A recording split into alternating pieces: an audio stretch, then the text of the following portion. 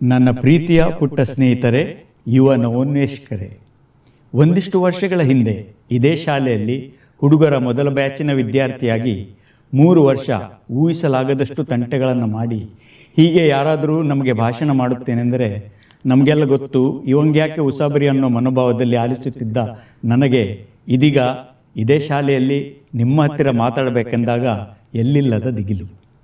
ಅನೇಕ ಸಾರಿ ನನ್ನನ್ನು ಕರೆದಿದ್ದರೂ ತಪ್ಪಿಸಿಕೊಂಡೇ ತಿರುಗುತ್ತಿದ್ದ ನನ್ನನ್ನು ಈ ಸಾರಿ ನಿಮ್ಮ ಮುಂದೆ ನಿಲ್ಲಿಸಿದ ಸಿಸ್ಟರ್ ಜಸ್ಮಿತಾ ಮತ್ತು ನನ್ನ ಸಹಪಾಠಿಯಾಗಿದ್ದ ನನ್ನ ಮಿತ್ರ, ಇದೇ ಶಾಲೆಯಲ್ಲಿ ಸುದೀರ್ಘ ಸೇವೆ ಸಲ್ಲಿಸಿ ಸದ್ಯದಲ್ಲಿ ನಿವೃತ್ತಿ ಪಡೆಯುತ್ತಿರುವ ಡಾಲ್ಫಿ ಸರ್ ಅವರಿಗೆ ಧನ್ಯವಾದ ಹೇಳಬೇಕೋ ಅಥವಾ ಸಿಟ್ಟಾಗಬೇಕೋ ತಿಳಿಯದ ಪರಿಸ್ಥಿತಿ. ಆದರೆ ನಮ್ಮ ಕಾಲದಲ್ಲಿ ನಾವಿದ್ದ ರೀತಿ ನಡೆದು ಹೋಯಿತು. ಡಾಲ್ಫಿ ಸರ್ ಇದೇ ಶಾಲೆಯಲ್ಲಿ ತಮ್ಮ ಸೇವಾವಧಿ ಕಳೆದರೆ ನಾನು ಅಬುದಾಬಿಯಲ್ಲಿ ಒಂದೇ ಕ್ಷೇತ್ರದಲ್ಲಿ ಕೆಲಸ ಮಾಡಿಕೊಂಡು ದಿನ ಕಳೆದೆ. ಆದರೆ ಇದೇ ನಿಮ್ಮ ಭವಿಷ್ಯವಾಗದಿರಬಹುದು. ಯಾಕೆಂದರೆ ಇಂದು ನಾವು ಒಂದು ಅಸಾಧಾರಣ ಯುಗದ ಗಡಿಯ ಮೇಲೆ ನಿಂತಿದ್ದೇವೆ. ಒಂದು ಕಾಲದಲ್ಲಿ ಕೇವಲ ವೈಜ್ಞಾನಿಕ ಕಲ್ಪನೆಗಳಿಂದ ಕಾಣಿಸುತ್ತಿದ್ದ ತಂತ್ರಜ್ಞಾನದ ಆವಿಷ್ಕಾರಗಳು ಇಂದು ಮಾನವ ಸಾಮರ್ಥ್ಯದ ಪರಿಧಿಗಳನ್ನು ಪುನರ್ಕಲ್ಪಿಸುತ್ತಿವೆ.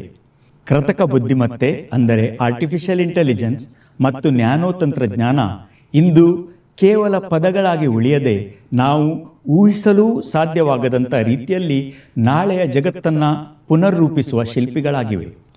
ದೇಹದ ಒಂದೊಂದು ಜೀವಕೋಶಗಳನ್ನು ಗುರಿಯಾಕಿಟ್ಟುಕೊಂಡ ನಿಖರ ವೈದ್ಯಕೀಯ ಚಿಕಿತ್ಸೆ, ಒಂದು ಸಮಯದಲ್ಲಿ ಅಸಾಧ್ಯವೆನಿಸಿಕೊಂಡ ರೋಗಗಳ ಸಮರ್ಥ ನಿರ್ವಹಣೆ ಮತ್ತು ವೈಯಕ್ತಿಕ ಸ್ತರದಲ್ಲಿ ಆಯಾ ರೋಗಿಗೆ ತಕ್ಕುದಾದ ಚಿಕಿತ್ಸೆ ಮತ್ತು ಔಷಧಿ ದೊರೆಯುವ ಕಾಲವೊಂದನ್ನು ಎಣಿಸಿಕೊಳ್ಳಿ.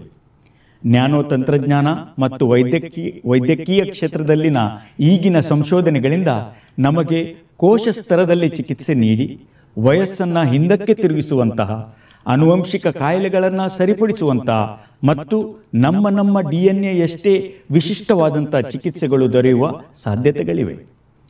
ಆರ್ಟಿಫಿಷಿಯಲ್ ಇಂಟೆಲಿಜೆನ್ಸ್ ನಮ್ಮನ್ನು ನಗಣ್ಯರಾಗಿಸದೆ ನಮ್ಮ ಸಾಮರ್ಥ್ಯವನ್ನು ಈ ಹಿಂದಿನ ಯಾವುದೇ ಕಲ್ಪನೆಗಳಿಗಿಂತ ಹೆಚ್ಚಾಗಿ ವಿಸ್ತರಿಸಲು ಬರುತ್ತಿದೆ. ನಾವು ಕೆಲಸ ಮಾಡುವ ರೀತಿಯನ್ನು ಬದಲಿಸಲಿದೆ. ಭವಿಷ್ಯದಲ್ಲಿ ಯಾವ ರೀತಿಯ ಕೆಲಸಗಳು ನಿಮ್ಮನ್ನು ಕಾಯುತ್ತಿವೆ ಎಂದು ಇವತ್ತು ಊಹಿಸಲು ಸಾಧ್ಯವಿಲ್ಲ. ನೀವು ಬುದ್ಧಿವಂತ ವ್ಯವಸ್ಥೆಗಳನ್ನು ವಿನ್ಯಾಸಗೊಳಿಸುವಂತಹ, ಜಾಗತಿಕ ಸವಾಲುಗಳನ್ನು ಬಗೆಹರಿಸುವಂತಹ ಅಲ್ಗೋರಿದಮ್ಗಳನ್ನು ಬರೆಯುವ ಮತ್ತು ಮಾನವ ಸಾಮರ್ಥ್ಯ ಮತ್ತು ತಂತ್ರಜ್ಞಾನದ ನಡುವಿನ ಅಂತರಕ್ಕೆ ಸೇತುವೆ ಕಟ್ಟುವಂತಹ ತಂತ್ರಜ್ಞಾನವನ್ನು ಅಭಿವೃದ್ಧಿಪಡಿಸುವಂತಹ ಶಕ್ತಿಯುಳ್ಳ ಪೀಳಿಗೆಯವರಾಗಿದ್ದೀರಿ. ಈ ನಿಟ್ಟಿನಲ್ಲಿ ನಿಮ್ಮ ಸಿದ್ಧತೆ ಹೇಗಿರಬೇಕು? ಸಿದ್ಧತೆ ಎಂದರೆ ಕೇವಲ ಕೌಶಲ್ಯ ಗಳಿಸುವುದಲ್ಲ, ಬದಲಿಗೆ ಕುತೂಹಲ, ಹೊಂದಾಣಿಕೆ ಮತ್ತು ನಿರಂತರ ಕಲಿಕೆಯ ಮನೋಭಾವದ ಸಂಗೋಪನೆ ಆಗಿರಬೇಕು.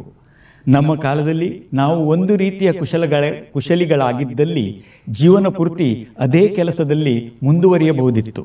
ಆದರೆ ನಿಮ್ಮ ಕಾಲದಲ್ಲಿ ನೀವು ಗಳಿಸಬೇಕಾದ ಆಸ್ತಿ ಎಂದರೆ ಕೇವಲ ಒಂದು ಬಗೆಯ ನಿಖರ ತಾಂತ್ರಿಕ ಕೌಶಲ್ಯ ಅಲ್ಲ, ಬದಲಿಗೆ ಕಲಿಯುವ, ಮರೆಯುವ ಮತ್ತು ಹೊಸದಾಗಿ ಕಲಿಯುವ ಸಾಮರ್ಥ್ಯ. The ability to learn, unlearn and relearn. Embrace interdisciplinary thinking.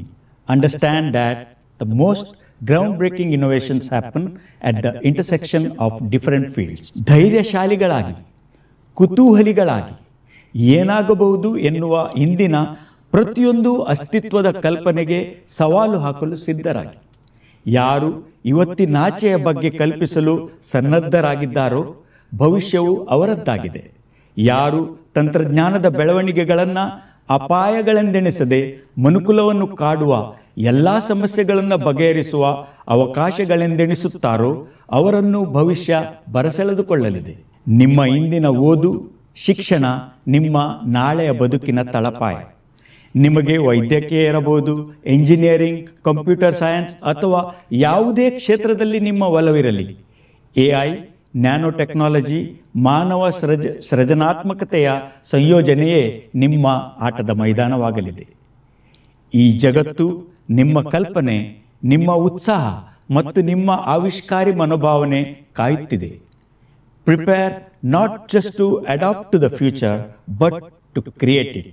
ನಿಮ್ಮ ಸಾಮರ್ಥ್ಯದ ಮೇಲೆ, ನನಗಂತೂ ಅಚಲ ನಂಬಿಕೆ ಇದೆ.